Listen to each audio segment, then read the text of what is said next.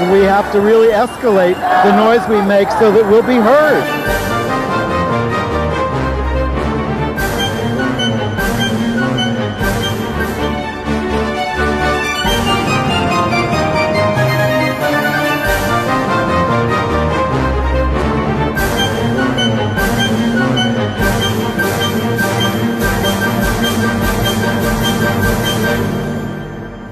Welcome to Gay USA. I'm Andy Humm. I'm Ann Northrop. And this week, we're going to take a long look at the record of George H.W. Bush on LGBT and AIDS issues. And we're going to show you, for a long period of time, the intensity of the ACT UP protests against him while he was president. It's a very moving video by ACT UP videographer James Wensey. We'll also look at how the mainstream press coverage of Bush's death mostly ignored his inaction on AIDS as it spread out of control. The Senate actually blocked an anti-LGBT nominee of Trump to the federal bench for the time being, but the new spokesperson for his Department of Justice is from an anti-LGBT legal group. It's so nice they're all getting jobs there in the Trump administration. Italy is denying asylum to most LGBTQ refugees. And a member of the British Parliament came out as HIV positive. But the news this week, of course, is the death of George H.W. Bush. Now, certainly you've been swamped with enough pablum about what a wonderful guy he was. And it has been very painful to watch all this coverage because it virtually totally ignores his record on AIDS, which was abysmal. And it's not just that, you know, that was one of the bad things that he did as president, which we could talk about, but it's that even gay reporters like Adam Nagurney at the Times and Frank Bruni at the Times ignored these things in writing their pieces about him. Look, we could talk for a long time about the impulse to valorize these people in power when they die. I want to, in fact, say a little about this after we watch this video. But it is just astonishing, the homogenization of people's records. Well, all they want to talk about is his socks, his marriage, his letter writing, his hate of broccoli, his skydiving. I mean, it's just personality. This is how we ended up with... No, it's more than that. This is how we ended up with Trump. It's the end of the Cold War. It's well, but we can talk about all those things too in a more intelligent way, especially his war record. But we are I don't mean his record in World War II. I mean the wars that he perpetrated are just treated as great victories for the United States. And don't get me started on Clarence Thomas. But we feel a need to be honest about the fuller record. And George Bush was president at the height of the AIDS epidemic. And we're no fans of Reagan or Clinton on this either. And Bush was part of the Reagan administration. Absolutely. So for many years, he had a hand in what could have been a response to the AIDS epidemic and did virtually nothing. And in fact, did some bad things. So ACT UP was very angry at him for a long time, and we staged many, many, many demonstrations against him, showing our anger, but really begging, demanding that he do something to end the epidemic. And he just ignored us, wouldn't say the word, and cut back funding, and was nasty to gay people. Called us abnormal. Right, and so to understand, you know, a lot of you don't understand, who didn't live through this, don't understand how we felt back then and what we were going through and what our friends, so many of our friends died. So many of the people you're going to see in this film are dead. So not only is this an indictment of George Bush on AIDS issues and a little more broadly, it's also a lesson in how activists operate in an attempt to get the attention of the public as well as the people in power who are asking to do things differently.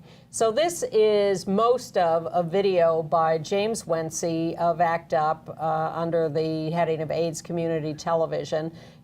We've trimmed a couple of minutes off it, but it begins with a speech by someone at the United Nations talking about the statistics of how many infected, and then goes to Larry Kramer, angry, and then a long period of ACT UP doing many demonstrations. Mostly 1991 and 1992. I was at Kennebunkport, I was at a number of these other demonstrations, and they were urgent and vital and very compelling. So here is James Wency's Target Bush. The World Health Organization estimates that already 1 in every 250 adults on Earth is infected, and that by the year 2000, 40 million people will be infected. 40 million infected people is a fucking plague, and nobody acts as it is, as if it is. Nobody here either. Nobody in this hospital. Nobody in this city. Nobody in this world. 40 million people is a fucking plague.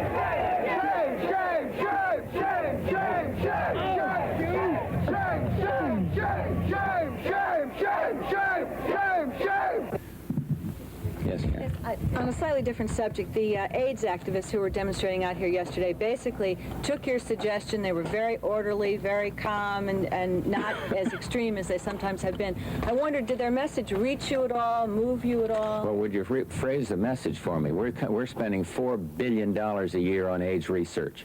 When you consider that on a per capita basis compared to heart disease or cancer, it's an awful lot. It's far more. So what was the message?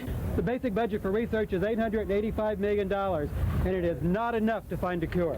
Okay, but this is the question, $885 million, but do you think that is not being spent wisely? No. No, it's not. No. The B-2 bomber costs more than the total budget on research. No, in fact, B-2 bomber. the money that the government is spent in conjunction with pharmaceutical industries, and they're all doing business as usual. The search for the cure hasn't even started. The funding for AIDS research is inadequate, and in fact is getting less adequate as time goes on. In fact, this year, the budget for the AIDS clinical trials program is actually being cut by about 25%. We're spending $850 million. It's split among dozens of departments across the government. There's no one person in charge. There's not even one committee in charge. The right hand doesn't know what the left hand is doing. Your final thought, are you hopeful that there will be a cure found? I think we shouldn't talk about cures. We should talk about step-by-step progress. We should talk about the development of vaccines where progress is being made. And most importantly, we should talk about prevention of infection where the government is not doing nearly enough to try to prevent infections from occurring. Peter Staley, your final thought. Well, I hope we start talking about a cure, because if we do, millions and millions of lives worldwide will be lost. So if the message is compassion, I got it loud and clear.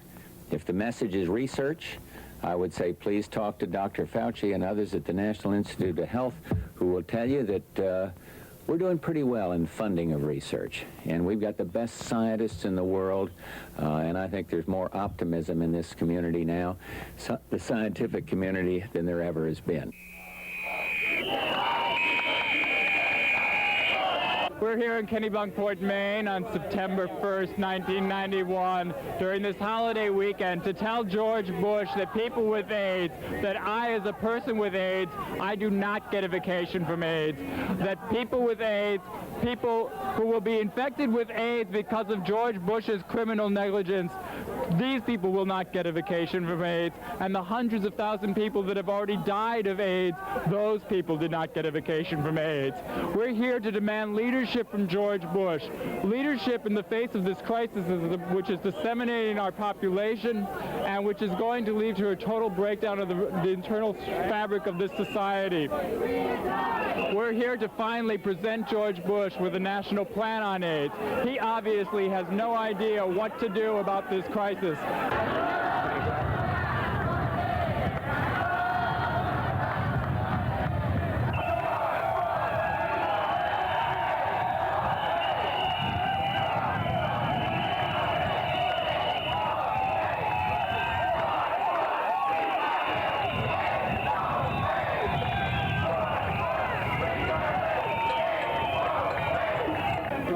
Why am I here?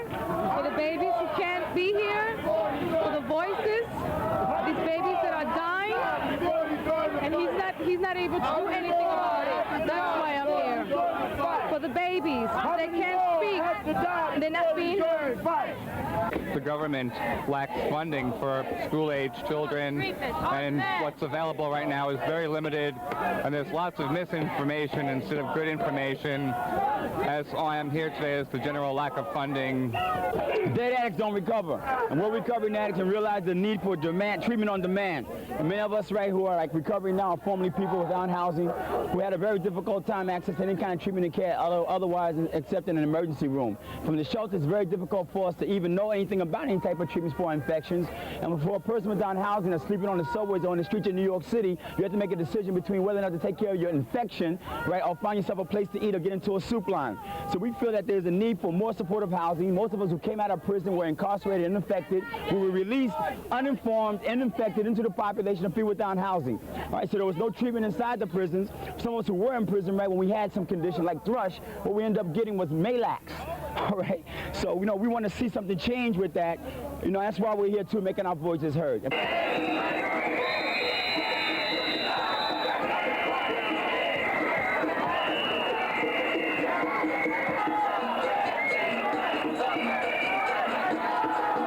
In your town today?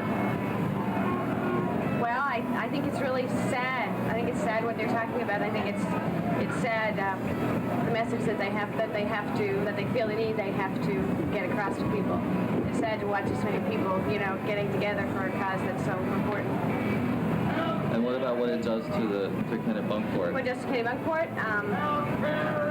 Well, I think the only sign I found offensive was, you know, it says, "How's your vacation? We're dying to know." You know, I think that's a little offensive, you know, but I don't know. I think we're all handling it pretty well. It's okay.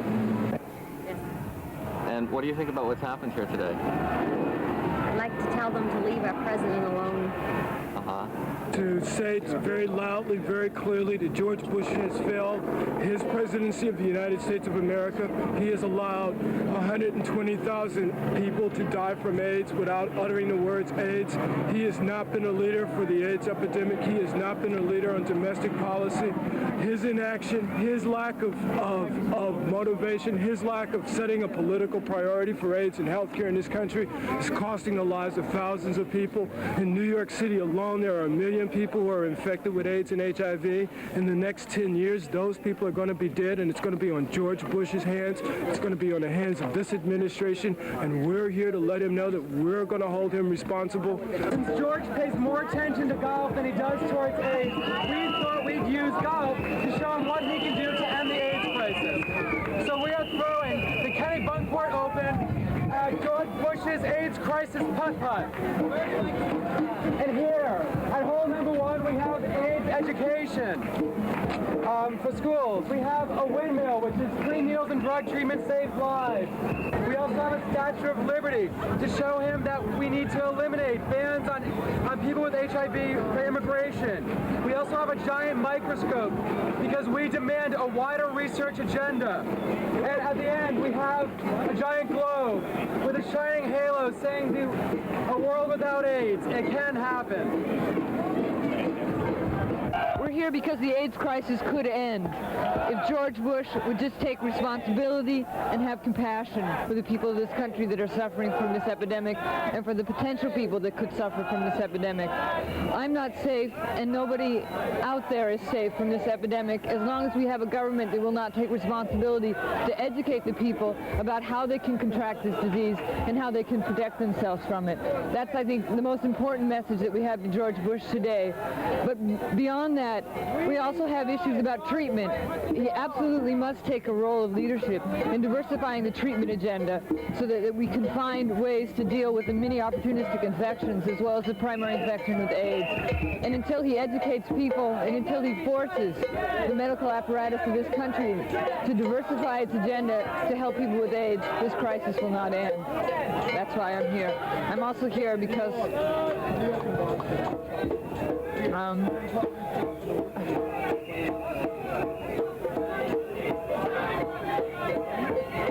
too many friends have died. Last April, my lover Warren died, and I was going to send his ashes to George Bush with a protest letter. And I talked with friends from New York who I felt like that was going to be real private, like no one would know about it, and they suggested bringing it to the floor of ACT UP. They said they would personally support it, so they said, when you're in New York, why don't you bring it to the group? So I presented it as a next step in the activism. Lots of people have been talking about if they die, having their bodies used in a political funeral. I think the quilt itself does good stuff and is moving. Still, it's like making something beautiful out of the epidemic. And I felt like doing something like this is a way of showing there's nothing beautiful about it. This is what I'm left with. I've got a box full of ashes and bone chips. There's no beauty in that. And I felt like a statement like this, throwing these on the White House lawn.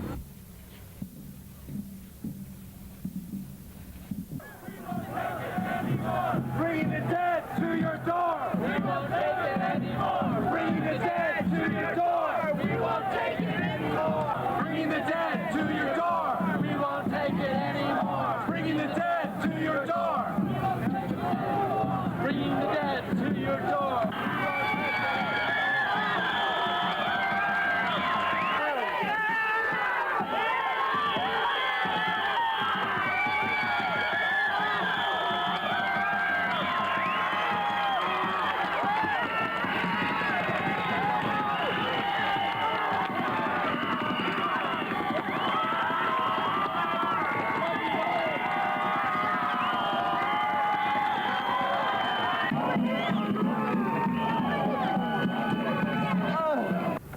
I think the Ashes action was very scary because it was uncharted territory. We hadn't, taken as dramatic a political step, and the fact that it was the first political funeral that we were aware of directed at the White House, certainly the first related to the genocide of people with AIDS. I think it was a very moving action. It really affected me a lot, and the subsequent political funeral that we had for Mark Lowe Fisher was equally moving. I think carrying Mark's body, not only because it was a body as opposed to ashes, but because it was Mark. Someone that we all knew, rather than just the ashes of people that some of us knew or knew of. And, the fact that it was his wishes that, he had been one of the organizers of the Stump Kane Project and had authored the Bury Me Furiously article that really was the anthem of, the political funeral movement. I am a person with AIDS. I think about what's happened to my life since I was diagnosed over 2 years ago.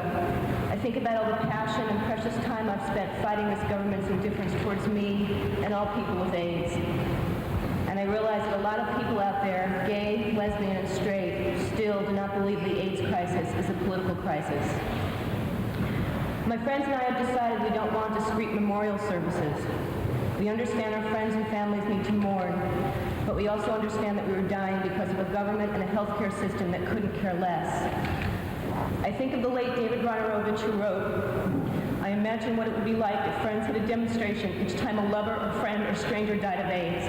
I imagine what it would be like if each time a lover, friend, or stranger died of this disease, their friends, lovers, or neighbors would take the dead body and drive with it in a car 100 miles an hour to Washington, D.C., and blast the gates of the White House and come to a screeching halt before the entrance and dump their lifeless form on the front steps. These words sharpen my thoughts and plans. I have decided that when I die, I want my fellow AIDS activists to execute my wishes for my political funeral. I suspect, I know, my funeral will shock people when it happens. We Americans are terrified of death. Death takes place behind closed doors and is removed from reality, from the living. I want to show the reality of my death, to display my body in public. I want the public to bear witness. We are not just spiraling statistics. We are people who have lives, who have purpose, who have lovers, friends, and families. And we are dying of a disease maintained by a degree of criminal neglect so enormous that it amounts to genocide. I want my death to be as strong a statement as my life continues to be. I want my own funeral to be fierce and defiant, to make the public statement that my death remains as a form of political assassination. We are taking this action out of love and rage. Act up, fight back, fight AIDS.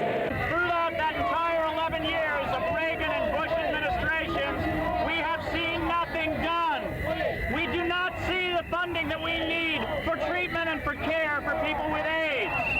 We are demanding from George Bush that he give us the resources that we need, that we get the money, that he provide the leadership, that he take action to make sure that people with AIDS have the health care that they need, have the housing that they need, that the research on the drug takes place, and that people of color and women are included in drug testing and treatment. That is not happening now. That is why we are here. And George Bush had the nerve to say that when we went to Kenny Bunkport and demanded action from him, that, well, I feel compassion for those unemployed people because they have families. I want George Bush to know we have families too. Yeah! I have AIDS, and the blood is to show that everyone's living with AIDS. Barbara Bush is living with AIDS, Millie's living with AIDS, George is living with AIDS, everybody. And we're sick and tired, don't really want to have to be here, but we have no choice. The evening was about to heat up. Outside the Astrodome, police scuffled with AIDS activists. Don't kick him with the lights on. Don't kick him when the lights are on.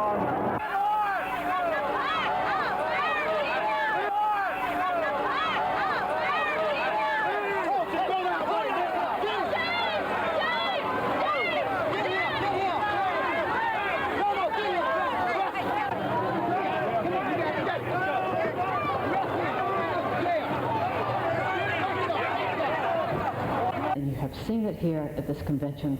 You have seen us out on the line. You have seen them turn the police on us. You've seen them turn the horses to trample us down. You've seen them come out in riot gear. Why? Because we have become threatening. Because we have said, we will not be excluded from justice. We will not be excluded from participation.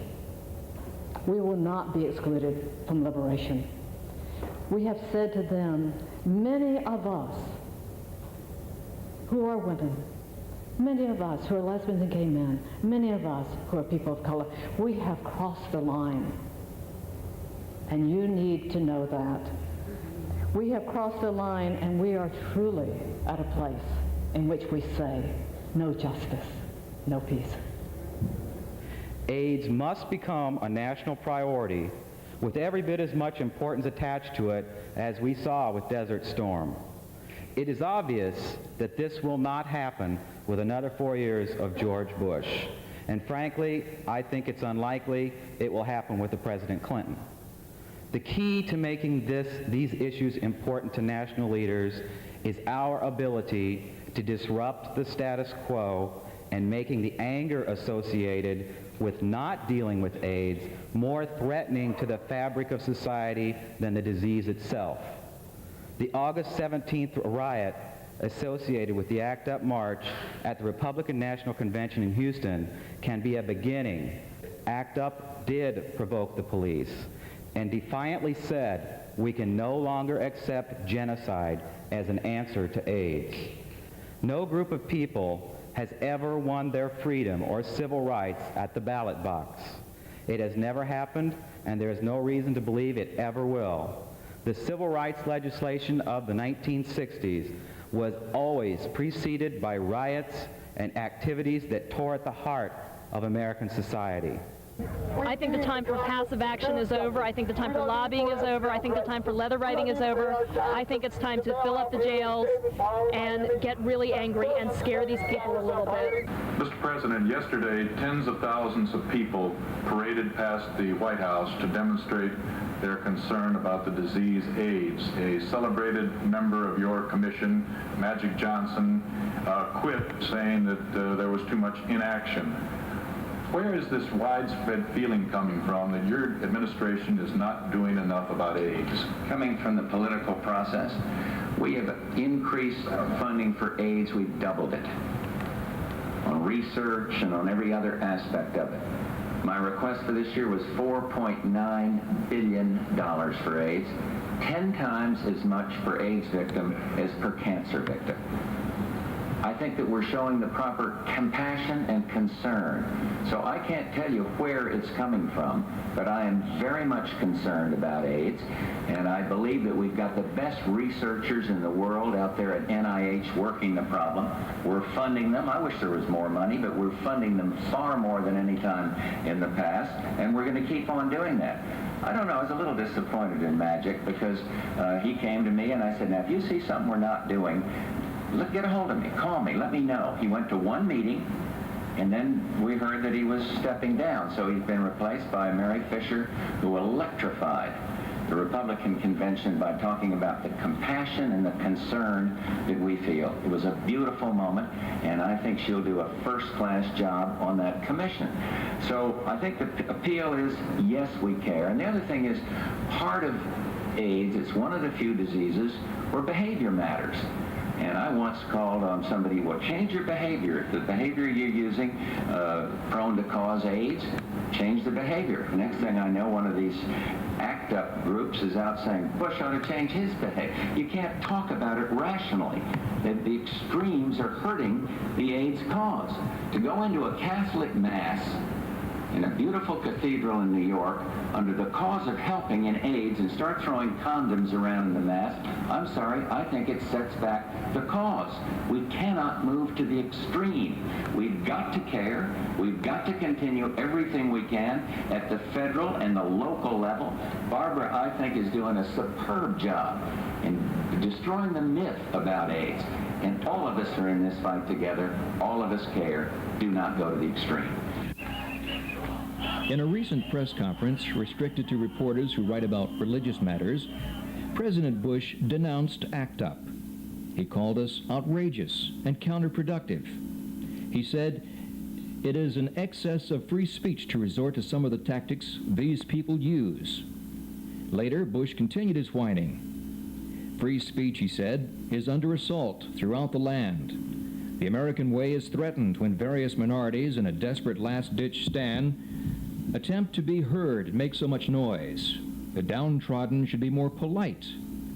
Let's trust our friends, recommends George, to respond to reason. George, we tried to use reason, but while we were hoping you would listen to reason, following in the footsteps of Reagan, a few cases of an awful disease grew into an epidemic, and then grew more and more, and became a plague.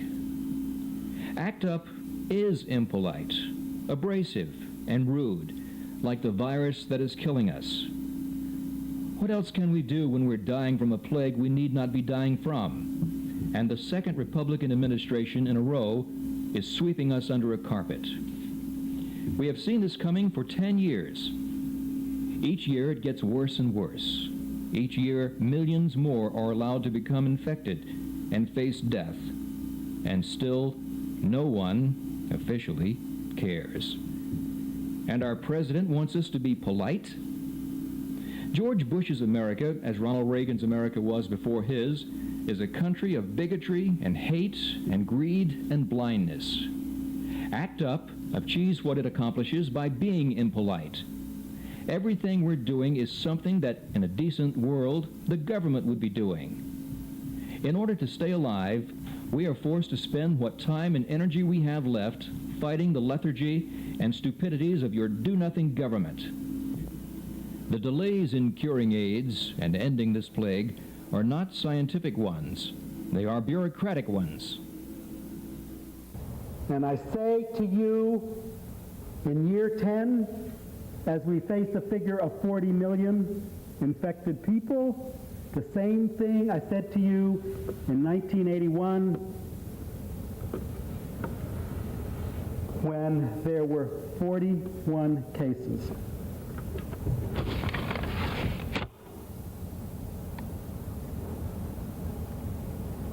Until we get our acts together, all of us, and until we learn to plug in with each other and fight and make this president listen, we are as good as dead. And that was the late 80s and early 90s, fighting the AIDS epidemic and fighting President George H.W. Bush. Again, thank you to James Wency of AIDS Community Television for that really stunning video. And one of the messages that I hope we all got is that, we're all very happy that we had a little progress in the election, but it's not just about elections. You've got to be on the streets, you've got to be activists, and the intensity of that was tremendous. Look, there you saw little references to it there. George Bush was asked what he would do if a grandchild of his was gay. He said, I'd put my arm around him, I'd tell him I love him, and I'd tell him, you're not normal. Yep. Don't go out and push that as normal. No. He supported keeping people with HIV out of the country. His campaign ran the Willie Horton ad. He gave us Clarence Thomas. His 1992 convention, one of the reasons he lost the election to Bill Clinton was because they were running a hate fest, an anti-gay, anti-woman, anti-abortion hate fest in Houston with Pat Buchanan and Pat Robertson, who he had beaten in the primaries eventually. And he couldn't keep that under control. People give him credit for signing the Ryan White Care Act, but that was put forward by a Democratic Congress. He had really no choice, and it was named not after a gay man with HIV. It was named after, one of his innocent victims. Right, and it wasn't his legislation. Neither was the Americans with Disabilities Act, which he did sign. That was Tom Harkin and Ted Kennedy and all those And he people. pardoned all the Iran-Contra people. And he would not face charges himself of what he did during. I mean, it's very similar to Trump. We wanted a hate crimes act with prosecution. He demanded that it just be statistics. He called Jesse Helms a man of integrity. And met with Jesse Helms when the International AIDS Conference was going on. Now, so here we have this funeral and all these encomiums to George H.W. Bush, and I've been watching this to the extent I could stomach it, which is not much. I have to keep turning it off. And I've been thinking about this, and it really is, it's the self-perpetuating hierarchy. It's privilege, it's power. They talk about him being a man of the people. Nonsense. He was, look how he talks about people with AIDS and gay people. Look, he became president and goes off and works for the position. The Carlyle Group, which is, just exploiting his office. It is so sickening to see this just cathedral full of people with privilege patting each other on the back about how wonderful they are with all the stuff that's going on in this country and the world, and they're just so pleased to be able to sit there and say nice things about each other. And frankly, it's stomach turning. So We have a couple of other pictures. Urvashi Vad was a hero in confronting George Bush at the AIDS conference. She was invited as the head of the National Gay and Lesbian Task Force to be at this, and she used her opportunity to confront him verbally and with this sign: "Talk is cheap. AIDS funding is not." And people say, "Oh, how could you do that?" Well, that's what we need to do. Because he really wasn't talking about it. And also, he talked about those AIDS activists out there. That was the third International AIDS Conference, and it was the Lavender Hill mob. He was vice president then, and he was confronted. There's our associate producer, Bill Ballman, and Marty Robinson, and who was it? Who else is up there? Henry Yeager. Yeah, Henry Yeager. I was in the back with David Straw from this show covering that, and we started booing as well, and we were photographed doing that by the news cameras. Yeah. So because he wasn't, he was representing the United States, and he wasn't doing what needed to be done. People dying by the thousands, and he lied about the funding, and he slashed funding instead, and he wouldn't deal with it, and he wouldn't, all this talk about how compassionate he was. Did you see any compassion there? No. No, and he did say he was more concerned about people who were unemployed rather than people who were dying of a raging epidemic. Right. All right, well, let's move on to the current occupant of the White House. There was a small victory this week in that the anti-gay Thomas Farr, who Trump nominated to the federal bench from North Carolina, was stopped because Senator Scott from South Carolina joined Senator Flake in opposing him, and Scott did it over the guy's history of racism, but he also had a long history of anti-gay bigotry, working with Jesse Helms again, if there's that name. There's a long line of hideous nominees behind him, and some sneaky, horrible stuff. We had told you that the revised NAFTA, the U.S.-Mexico-Canada trade agreement, had a provision put in by Canada that had a non-discrimination for sexual orientation and gender identity provision to protect workers covered by this agreement. Well, and we were watching it very carefully because the right wing in the U.S. Congress wanted that out of there. Right. So it turns out that Bush found a way to get it out of there. Not Bush, Trump. Sorry, Trump, thank you. Okay. Not by taking it out, but by putting a little asterisk and a footnote that says the U.S. policies already protect people enough so they don't have to be applied to these workers. Well, and they also added into this agreement the provisions that were in the Trans-Pacific Partnership Agreement that we so hated and that made us glad the TPP was canceled, which is all the propping up of the pharmaceutical companies and their high pricing. We just had a picture of the leaders up there. Maybe put it up again. Justin Trudeau did not stand by us in this fight. No, he didn't. But he marches in pride parades, but when it came push came to shove, he let it go. Look, I'm happy to condemn that, but let's talk about the real villains here, and that is Trump and his United States of America are the real villains here. Exactly right. Now, meanwhile, Vice President Pence is standing up on World AIDS Day and saying, "Oh, we're going to give more money to PEPFAR." Yeah, $100 million to faith-based organizations, which will refuse to work with any organization around the world that does family planning. He once criticized Colin Powell for promoting condom use in the third world, and he was pushing abstinence only for sub-Saharan Africa while it was raging in 2002, and of course had a horrible record in his own state of Indiana. And in this speech on World AIDS Day, doesn't once mention LGBT people. Not to mention the fact that this administration fired the whole AIDS Advisory Council and stole money from Ryan White care funds for border family separation. And 2 million federal workers this week got a memo saying they cannot use the word resist or discuss Trump impeachment at work. Well, didn't they do some revision on that said they actually have free speech rights? I think that federal workers and government workers have more free speech rights than private workers, but so... Yes, well, that's because it is the United States Constitution that protects free speech, not anything that Right. protects the speech of corporate workers. People confuse that.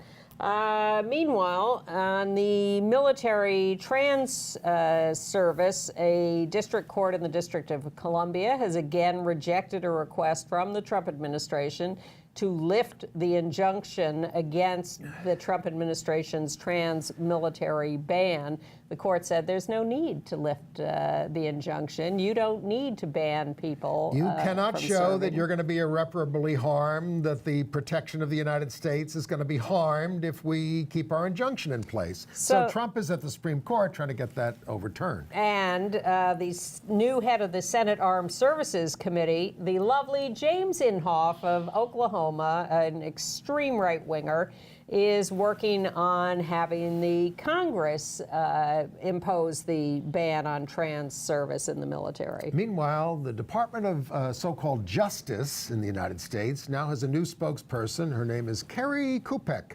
Kupec. She's a former staffer at the Anti-LGBT Alliance Defending Freedom. Nice. Absolutely grotesque. She was involved in getting Kavanaugh confirmed to the Supreme Court, too.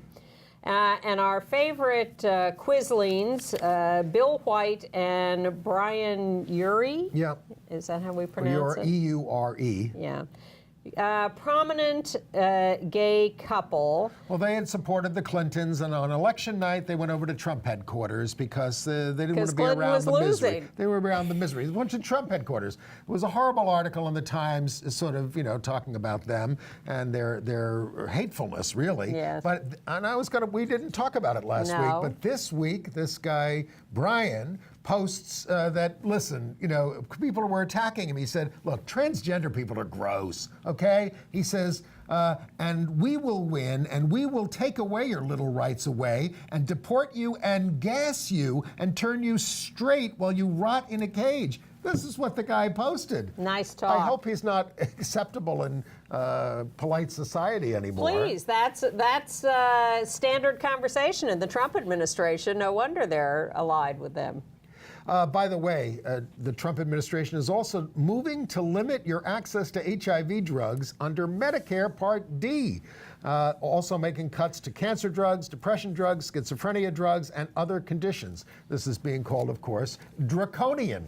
And your hero, Anthony Fauci, at the National Institutes for Allergies and Infectious Diseases, is going to cut funding for the University of California at San Francisco AIDS Research Lab because they're using fetal tissue and mice to research AIDS drugs and other drugs. And the Congress, the right-wingers, are up in arms, so they're going to cut federal funding to this extremely important research lab. And this is the epicenter of AIDS research on the West Coast. It is. And really for the country. Yeah. All right, can we move on to other stuff? Some other things. In Arizona, they have a new state House Speaker, Representative Bowers, a lifelong anti-LGBT campaigner, wants to pass the License to Discriminate Act, which even the right-wing governor vetoed, and supports conversion therapy. In California, several stories. First, the chair of the Democratic Party, a gay man named Eric Bauman. We thought that was a great thing when he became chair of the party, but it turns out he has resigned because he has been charged with sexual harassment and an alcohol problem, so he is out. Also, in California, the superintendent of the Ventura County Schools, David Cresswell, has resigned because he was found to have made a lot of homophobic and transphobic remarks in a church speech 2 years ago. Ryan Murphy, the out gay producer, first of all, he got his Hollywood star on the Walk of Fame, but he's funding something called Pose Gives Back. Pose, of course, is his big show right now about house, what do you call it? House balls. But this is to defeat anti-LGBT candidates in 2020. Yes, he was very energized by this year's midterm. So Tumblr's set to go out of business. They're banning adult content from their site starting December 17th. No genitals and no female presentational nipples. Quick follow-up on the lesbian tree at Rockefeller Center. We showed you it being cut down, donated by a lesbian couple, and they put up the tree at Rockefeller Center, and they held the lighting ceremony. And there is the lovely Shirley Figueroa and Lizette Gutierrez with the Rockefeller Center tree that they donated, all lit up. Thank you. Were they on the TV show? I didn't watch the TV show. In Baltimore, a black trans woman named Tidy, T-Y-D-I, was shot and killed. All we know now is that the police are investigating. And it turns out a gay man was killed there recently, too. Brendan Michaels. I don't remember us mentioning him. 43 years old, beaten to death. Jared Polis, who's the governor-elect of Colorado, hopes that his win, quote, can inspire LGBT youth and others around the country to really reach for the stars in whatever fields they are striving for. Back to bad news. In Las Vegas, Nevada, a gay couple, Charles and Vincent, were attacked outside their home very viciously with glass shards from a table that was broken. Two guys, one of whom worked with one of these guys at Walmart, followed them home, screaming anti-gay epithets at them, a faggot, and we're going to go after you, and just attacked them brutally. One punctured lung, broken ribs, head injury. They said they feel they have to move now. I mean, there is an investigation. Well, the neighbors saw the whole thing happen and didn't call the cops, didn't call an ambulance, didn't do anything. And it was only them, once they fought these guys off, who were able to call the cops. Right. Terrible story. In New York, there was someone who was in police custody who says she was beaten up by the police and in the jail or discriminated against, and she tried to bring a complaint to the Division of Human Rights to investigate, and they fought it. The state was fighting it off and saying, "Oh no, it's police. We don't have jurisdiction over that." Well, the Civil Liberties Union wants to prove that this police are a public accommodation, and if they discriminate against you, you have recourse. In Minnesota, at Osseo Senior High School, a trans student was in the bathroom, a trans woman, going to the bathroom in a bathroom stall, and the authorities from the school came in and forced the door open to tell her to get out of the bathroom. She's sitting on the toilet. People are absolutely unhinged about this stuff. In California, they're honoring the memory of Sam Thoren. Yes. Died at 79. He was a major leader of PFLAG. That's him and his wife. The Parents and Friends of Lesbians and Gays. Yeah, his wife Julia. They had a lesbian daughter, and they became extremely active, not only with PFLAG, but also in fighting Prop 8 and with freedom to marry, and they were much beloved in the San Francisco community. We also got an interesting comment from former Supreme Court Justice Anthony Kennedy, who Well, first he said, voting for same-sex marriage, well, that was against my religious beliefs. I am a strong Catholic, and I struggled with the marriage question. And then I thought about the 100,000 kids who are the children of same-sex parents, and I thought, they deserve to have their parents married. That was clear in his decision. I mean, yeah, it was. I mean, not like we might need some support in our relationships, but the kids deserve married parents, and they do. This is a case of the ends justifying the means, and I'll take it. And our old pal Fred Karger, the out gay Republican candidate for president a couple of times, who now runs something called Mormons for Equality, is trying to get Kristen Chenoweth to cancel her concert with the Mormon Tabernacle Choir. Well, poor Kristen. Well, we went after her when she was on Pat Robertson's show that time. Yes, and then she's apologized like crazy, and now she's fulfilling her lifelong dream to sing with the Tabernacle Choir. And she can't catch a break. I've been to the Mormon Tabernacle once on my visit Well, to so Utah. have I, but whatever. All right. International news? Yeah, Italy, the lower house there voted to turn away immigrants applying for asylum on humanitarian grounds. And this is going to really hurt the opportunities for LGBT people to succeed in getting any kind of asylum. Well, it's going to impact 20,000 immigrants who receive such protection. Which is 25% of them. They may not get much help from the Pope. In a new book, the Pope says, homosexuality may be fashionable these days, but Fashionable. it badly influences the life of the church. We have to weed out those gay priest candidates before they enter. Now that you used to be able to be gay and a priest as long as you didn't act on it. He wants to get rid of everybody up front. No, homosexuality is not fashionable. Your predecessors' shoes were fashionable. All right, international marriage news. In Taiwan, the premier says she will write a new separate law that, as opposed to just amending the marriage law. This is not making activists in Taiwan happy because the Constitutional Court said we need marriage. And the Judicial Secretary General announced that the passage of the anti-gay referenda, which we reported on extensively, cannot override the Constitutional Court's 2017 ruling that you've got to have same-sex marriage. I suspect this will end up back in court. Meanwhile, after the referenda, which all went against us, calls to the LGBTQ hotline are up 40%. And in Hong Kong, the Legislative Council rejected a motion from a gay member of the council to at least study moving towards same-sex marriage.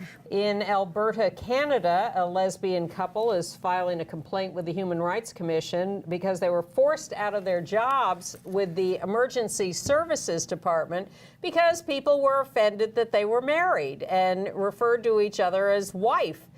And they got so gay bashed that they had to leave their jobs. So now they're filing a human rights complaint. And in Brazil, gay couples are trying to marry fast because of the new right-wing president. They're worried that he's going to take their rights away. And in South Africa, under a new bill that's been proposed, the Home Affairs offices would be required to officiate same-sex marriages and civil unions. It's a little confusing about what's going on there. Now, most of them refuse because they're allowed to. So this will put new pressure on them. And in Russia, in Yekaterinburg, I'm sure I'm mulling that, they held a high school drawing competition on tolerance. So the police ended up being called and seizing 17 of the drawings because they were regarded as gay propaganda because the students in a lesson on tolerance had drawn pictures of gay people. One of them said, "We are all unique. We don't get to choose our looks, our race, or our orientation." Scary. Very. And segueing into AIDS news, a member of parliament in the UK, Lloyd Russell, has come out as HIV positive. Do we have, if we can run that video, let's do, of him speaking on the floor of Parliament. Is that too quick? We told the positive man, but because I've been taking the right medication for several years, I am what the NHS calls HIV positive undetectable. That means not only can you not detect HIV in my system, so I don't get sick, it means that I can't transmit HIV to someone else. Next year, I will be marking an anniversary of my own. 10 years since I became HIV positive. It has been a long journey, from the fear of acceptance and today, hopefully, advocacy. It is safer to have sex with someone who is HIV positive undetectable than to have sex with someone that doesn't know their status. Because undetectable equals untransmittable. It is with a genuine ask that we begin to think, talk and act differently when it comes to HIV. No person diagnosed with HIV today should feel any less able to thrive and enjoy life than anyone else because of their status. And in our own country, and in New York City, in fact, you know that the Speaker of our City Council, Corey Johnson, is not only out gay, but out as HIV positive. And for World AIDS Day, he went to Hart Island, which is just off New York City, and it's where they bury prisoners anonymously. It's a and just unclaimed bodies and the poor and So they have this section, even with all that, they have a separate segregated section for people with AIDS who died in prison mostly. And Corey went out there on World AIDS Day to just kneel at the graves, pay his respects. These are neglected graves, and there's talk that they should transfer control of the island from the Corrections Department to the Parks Department, which sounds like a very good idea. But thank you, Corey, for doing that. In this country, buyers clubs are forming to make PrEP available, directing people to trusted online sources, because you are allowed to import small amounts of medicine for your personal use, and it's growing around the world. In Michigan, the prison system there has settled with a guy named John Dorn, who was in prison HIV positive. They accused him while he was in prison of having consensual sex while HIV positive and put him in solitary confinement for a year, while the guy he had sex with got 30 days of privileges revoked. They're paying him $150,000, well deserved. Once again, congratulations to Broadway Cares, Equity Fights AIDS, who do support us here, but they do the Red Bucket Follies, which used to be the Gypsy of the Year competition, and now they call it the Red Bucket Follies, and it was a wonderful show. They raised $6 million this season, just in 6 weeks from shows, 67 shows. There's no people like show people. In Canada, the Attorney General is going to issue a directive no prosecuting undetectable HIV positive people who have sex, and no prosecuting HIV positive people who are practicing safe sex. In New York State, new infections down again for several years in a row. Governor Cuomo says the epidemic will end by 2020. Well, that was the goal. Not for people who have HIV. The state health department is going to give more help to the uninsured, and ADAP is raising the income limit for those receiving assistance to $60,000 a year, and no longer doing an assets test. That's very good news. Mike Pence said we could end it too. In entertainment news, well, I was going to do Ryan Murphy there. Man-Made, the documentary about the trans men who are bodybuilders, plays at the Center on Wednesday the 12th at 7 p.m. as part of the New Fest operation. The play Daniel's Husband that I've recommended has announced that it's going to close on December 30th. That's at the West Side Theater. That's a good gay play. Non-gay things, I saw Roma, the very highly touted movie.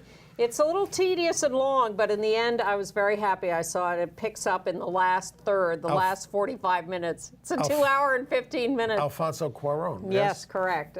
So I was glad I saw it. I thought it was worth it. And I'm just adoring My Brilliant Friend on HBO, the Elena Ferrante novels. That's I will fantastic. have to check that out. Well, it's been a hard week.